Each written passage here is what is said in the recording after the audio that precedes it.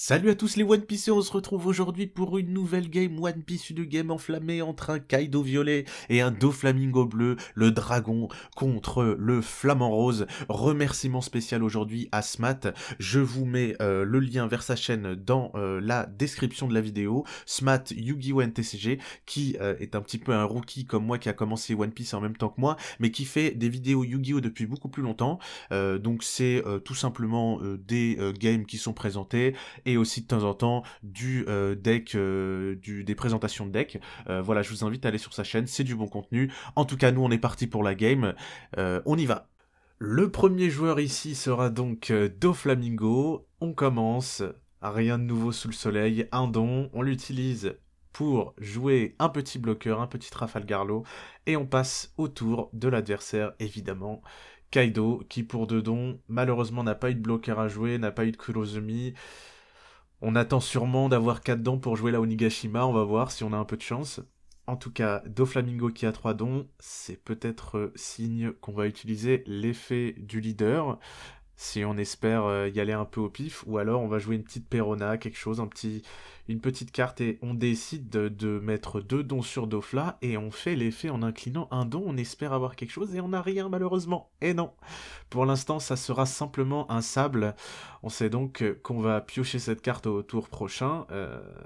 Très intéressant, n'empêche d'avoir cette carte dans le deck, c'est pas si commun d'avoir cette carte dans un deck bleu, on a déjà pas mal de cartes qui renvoient dans la main, donc c'est assez surprenant d'avoir un event en plus qui fait la même chose. On passe à 4 dons du côté Kaido, et effectivement, on a un peu de chance, on utilise 3 dons pour jouer la Onigashima, voilà, le deck à 2 vitesses, et heureusement aujourd'hui on est sur la deuxième vitesse, et c'est très bien, on met le don restant sur le Kaido, et on attaque à 5000 sur le leader adverse. Avec la Onigashima, on récupère évidemment un rested don, un don incliné, qui va nous servir au tour prochain. On accélère le rythme, on est déjà euh, un petit peu en avance par rapport à l'adversaire, j'ai envie de dire, hein, sur les dons. En tout cas, ça va aller très vite. Côté Doflamingo, on incline 4 dons pour jouer. Un Dracul Mihawk, d'accord, pas de bloqueur pour l'instant, pas de bois en coque, pas de Kuma, de Bartholomew Kuma, mais on sort le Dracul Mihawk à 4 qui... c'est un peu dommage parce qu'on perd le counter à 2000, mais en tout cas qui peut être intéressant pour nous faire piocher. On rappelle son effet, quand il a un don et qu'il attaque, on pioche 2 cartes et on défausse 2 cartes, ce qui peut nous faire aller récupérer un petit peu ce qu'on veut. On met un don sur les leaders, on passe à 6000 et on attaque le leader adverse, et c'est un point de vie qui est pris côté Kaido. C'est au tour de Kaido, on récupère 2 dons supplémentaires. Et puis là, on est déjà à 6, je crois, hein, et puis à 7, un rested en plus avec la Onigashima Island, bien sûr.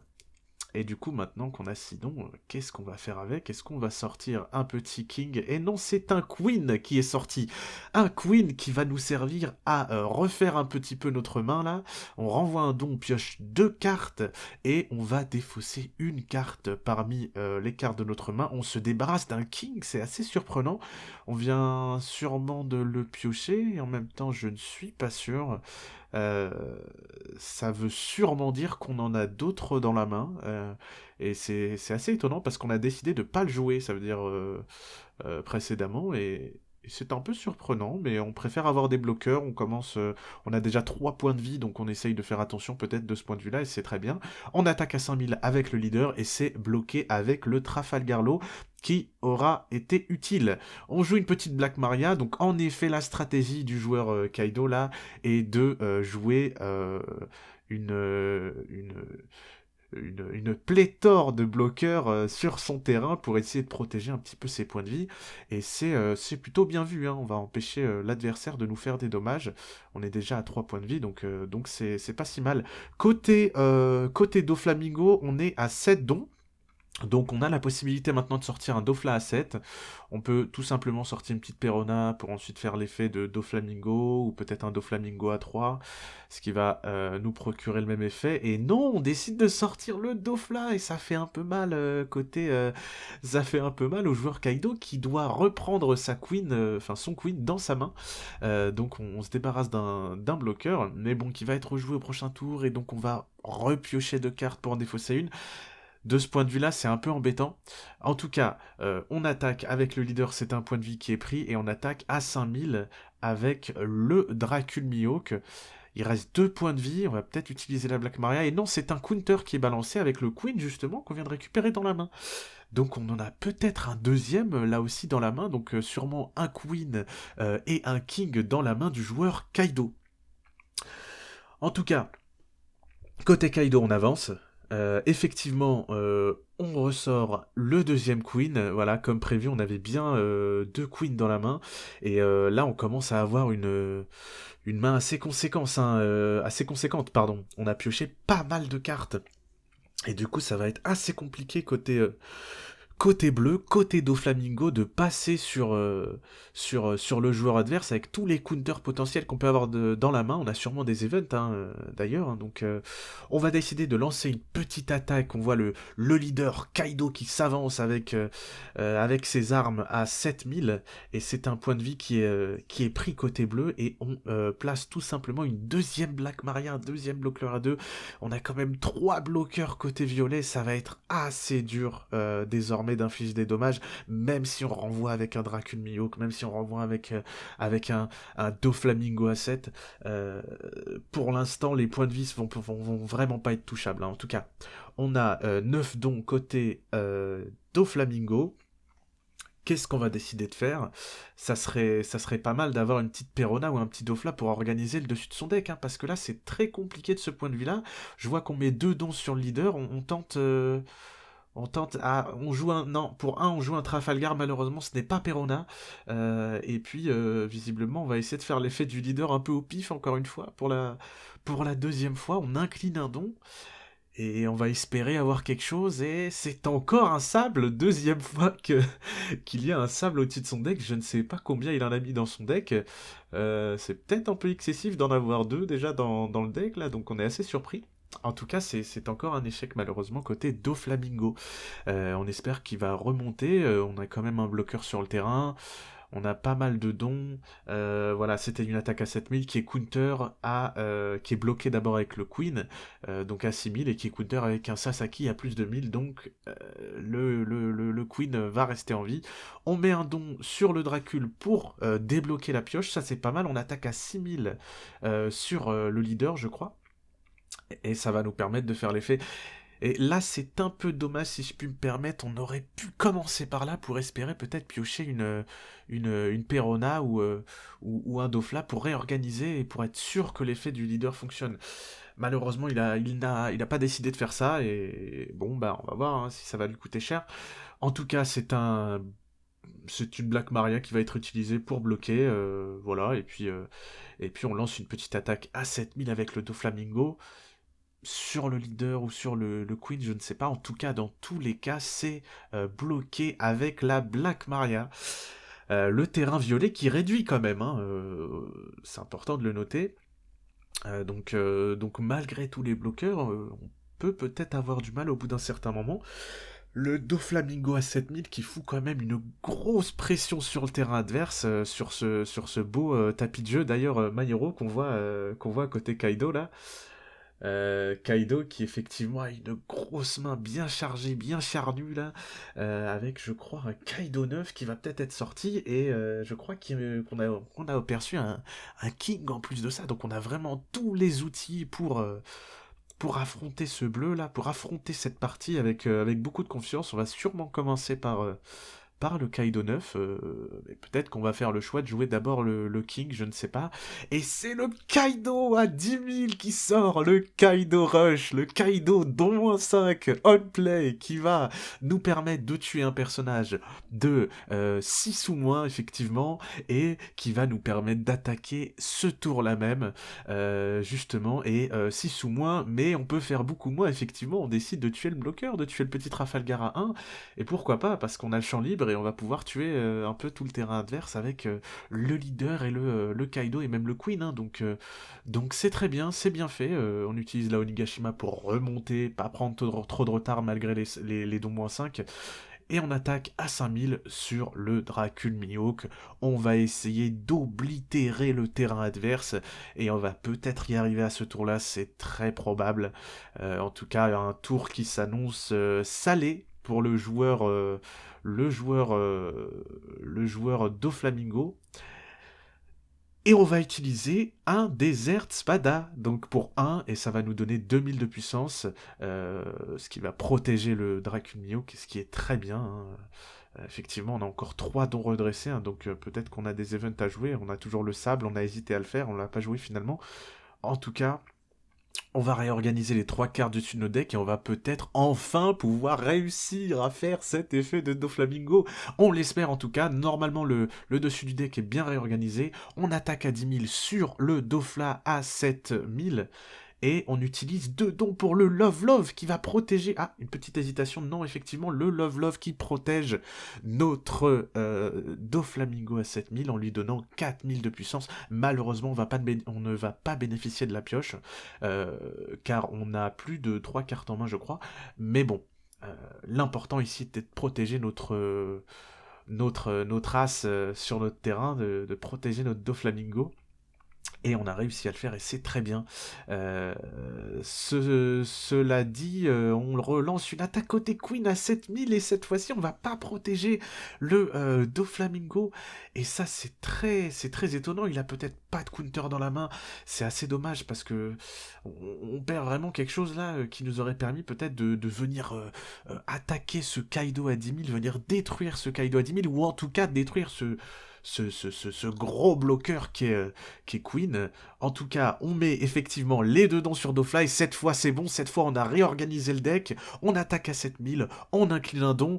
On va invoquer la première carte du dessus du deck. Si c'est un... mais non, non, ce n'est pas... Ah, quelle erreur. C'est dommage. Il y a une petite confusion côté Doflamingo. Ce n'est pas, on le rappelle, le pacifista n'est pas Bartholomew Kuma. Pour ceux qui suivent un peu l'animé, le manga, et oui, c'est eux-mêmes ceux qui ne le suivent pas d'ailleurs, c'est la même tête, mais malheureusement, ce n'est pas un set Grand Corsaire, hein, ce n'est pas un Seven Warlords. C'est tout simplement une arme biologique créée par la marine, et je ne spoilerai pas plus pour ceux qui sont un peu au début de l'œuvre. Passons. passons, trêve de mondanité, c'est pas très important. On met un don sur le Dracul Mihawk, ce qui va nous permettre, en attaquant à 6000, donc soit sur le leader, soit sur Queen, je ne sais pas, de piocher les 2 cartes. Donc on va avoir un bloqueur dans la main, un petit pacifista, et 2 défausser 2 cartes, donc une Perona. Mais non, on a défaussé le sable, ce qui ne servait à rien, mais par contre la Perona qui nous aurait servi, mais bon, il pensait que le pacifista aurait pu être invoqué, donc on ne peut pas lui en vouloir, il pensait que c'était bon, et ce n'était pas bon. Petite erreur de jugement. En tout cas, on sort ce pacifista, on décide qu'on veut quand même l'invoquer, on a décidé de l'invoquer, on va l'invoquer, qu'il soit incliné ou pas, c'est que ça nous coûte 4 ou non, et puis bon, bah on paye les 4, et puis il est sur le terrain, un petit bloqueur qui va nous aider à protéger un petit peu nos points de vie, et c'est très bien comme ça. Il nous reste 2 dons et on passe au joueur adverse qui va, je crois, sortir le King, le roi du jeu qui est là sur le tapis et qui va venir tuer malheureusement le pacifista. Évidemment, on tue un personnage de 4 ou moins en renvoyant un don et ça fait très mal. Hein. De toute façon, le King est la raison même, le King A6 est la raison même que pour laquelle le match-up contre bleu, enfin le match-up bleu contre violet est très compliqué parce que tous les petits bloqueurs à 4 vont venir être détruits par ce King, voilà, que ce soit une boa, que ce soit un Kuma, n'importe quel animal, n'importe quel Seven Warlords ne peut pas malheureusement faire face à ce King. Effectivement, c'est dommage. En tout cas, on lance une attaque à 10 000 sur le Dracul Mihawk. À mon avis, ce Dracul Mihawk à 5000 ne va pas faire long feu.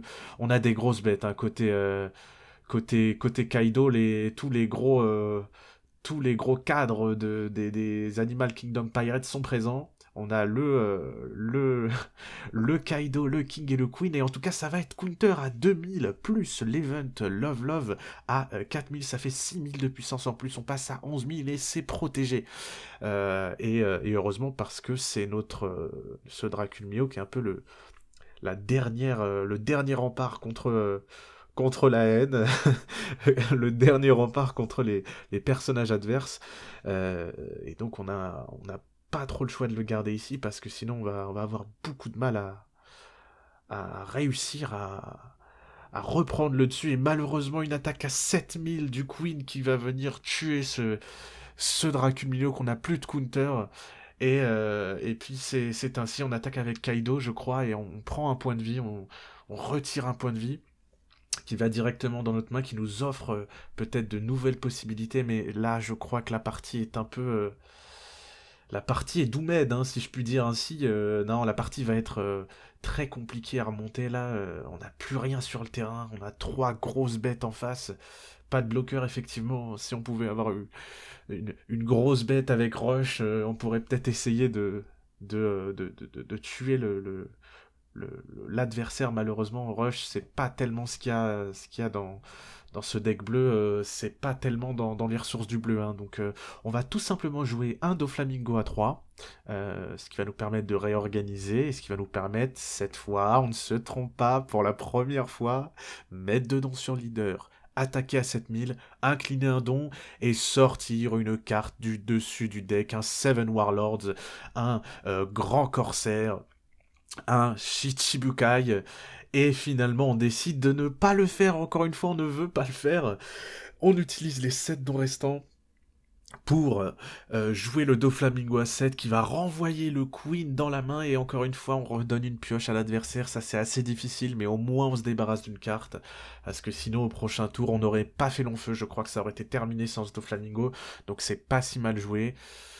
On aurait pu sortir des bloqueurs sinon, ça aurait pu nous protéger, mais bon, en tout cas, c'est une attaque à 5000 qui est counter avec le Queen, justement. Finalement, on décide qu'on n'a pas besoin de cette pioche. Je crois qu'on a une main, on a une main assez conséquente à un côté violet. Donc on va se débrouiller sans ce Queen. C'est au tour de Kaido. Est-ce qu'on a une stratégie là pour venir tuer l'adversaire à ce tour-là? Étant donné qu'il y a un bloqueur, je suis pas sûr. On attaque à 7000 avec le King sur le leader en face. Comment on va réussir à contrer euh, cette attaque? Je ne sais pas. On décide de prendre le point de vie, on n'utilise pas le bloqueur, on se dit que ça va servir pour plus tard. Est-ce que c'est une erreur? Peut-être. On a encore 10 dons côté violet. À tout moment, on sort un King 7, un King 6, un King 6, pardon, un King 6 ou un King 7 qui va devenir tuer le Doflamingo bloqueur. Donc c'est peut-être une erreur côté bleu, on va voir en tout cas. On va voir ce que le joueur Dofla va sortir. Et c'est un, je crois, malgré la lumière éblouissante, c'est un King qui arrive dans un halo de lumière, un deuxième. C'est un King christique qui est sorti là, et qui va venir se débarrasser du bloqueur Dofla. Et là, je pense qu'on regrette côté bleu, on se dit, et si j'avais utilisé ce bloqueur sur la première attaque du King? Ça aurait été réglé. D'ailleurs, c'était peut-être une erreur de la part du joueur Kaido, hein, de pas sortir le King directement. En tout cas, c'est le choix qu'il a fait, et ça a quand même payé. Et c'est très bien. On décide d'attaquer d'attaquer avec Kaido à 10 000 sur le leader. C'est un point de vie qui est pris, et on attaque avec un don sur le leader à 6 000. Est-ce que c'est la fin de partie? Est-ce que c'est terminé pour le joueur Dofla? Et non, on a 2 counters à 1000, et ça fait effectivement 7 000 de puissance, et on ne meurt pas. Mais malgré le fait qu'on ne meurt pas, une Black Maria qui sort en face, et donc un bloqueur en plus, ça va être compliqué de venir attaquer les points de vie adverses. Deux attaques suffiraient, deux attaques qui passent suffiraient. Malheureusement, la Black Maria en face va venir bloquer ça. Peut-être si on avait un Teach, si on sortait un Teach ou un Jinbei, on pourrait virer cette Black Maria sur le champ et ensuite attaquer avec nos 2 Dofla. Ça nous permettrait une victoire éclair, une victoire surprise. Quoique cela dépend évidemment de la main adverse, cela dépend de la main du joueur violet. On ne sait pas combien de cartes il a, mais il a l'air d'en avoir peut-être 6, peut-être 7. On attaque avec le leader en mettant 2 dons sur lui pour faire l'effet, et c'est une réussite moindre, mais une réussite quand même, car on va réussir à sortir le Trafalgar Law 1. Et le counter qui est le bloqueur, pardon, excusez-moi, le bloqueur qui a utilisé la Black Maria, cette araignée, cette veuve noire qui va venir protéger nos points de vie. Et puis ça va être très compliqué, hein. On joue un deuxième pacifista, visiblement on aime bien ces pacifistas, on sait pas en combien on a mis dans le deck. En tout cas, on le sort pour 4, ce qui va nous aider à protéger un peu nos points de vie peut-être, on espère.